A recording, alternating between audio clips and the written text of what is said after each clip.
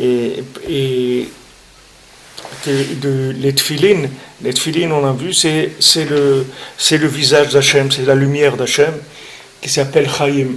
C'est-à-dire, qu'est-ce qui s'appelle Chaim?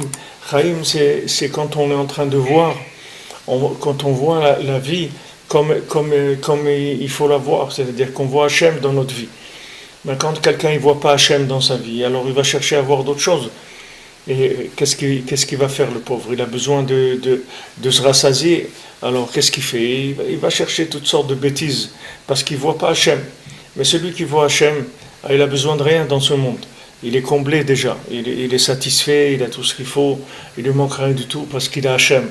Donc il sent une satisfaction, il sent une plénitude à l'intérieur de lui-même. Mais sinon, il est frustré, alors il a besoin d'aller chercher à combler sa frustration. Bien que maintenant, sa frustration, il ne va pas arriver à la combler, parce que sa frustration, elle va rester. Parce que la frustration, elle ne partira que le jour où il verra le visage d'Hachem. Tant qu'il ne voit pas le visage d'Hachem, il restera toujours frustré. C'est-à-dire qu'il lui manquera toujours quelque chose dans sa vie. Il vivra dans un manque permanent.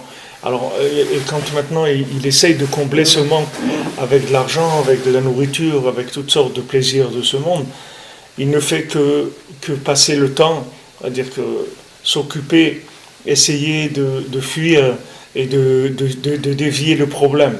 Mais le problème, il est toujours là. C'est-à-dire un être qui ne voit pas Hachem, il est frustré.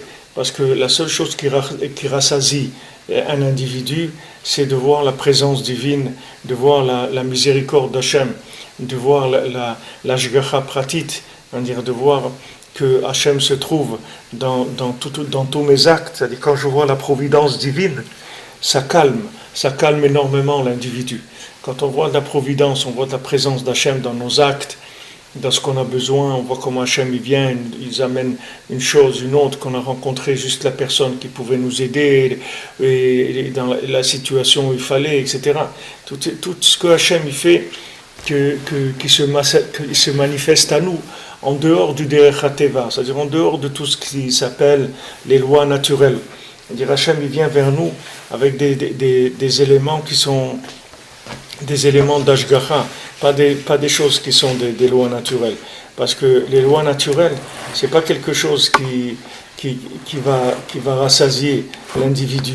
C'est comme si maintenant vous travaillez quelque part et que le patron il vous donne il vous donne votre salaire. Maintenant, votre salaire, c'est pas quelque chose qui va c'est quelque chose de normal, c'est-à-dire vous travaillez, il donne votre salaire, c'est tout.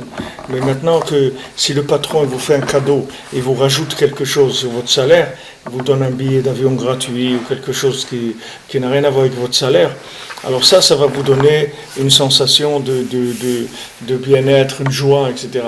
Mais si quelqu'un vous donne ce qu'il vous doit, alors c'est normal, ça ne va pas vous faire un effet. Alors tout ce qui vient des lois naturelles dans le monde, des fonctionnements naturels du monde, alors il n'y a pas la personne ne sent pas une satisfaction, ces choses-là. C'est-à-dire c'est pas quelque chose qui va nourrir de l'intérieur la personne, vraiment qui va lui donner une satisfaction profonde.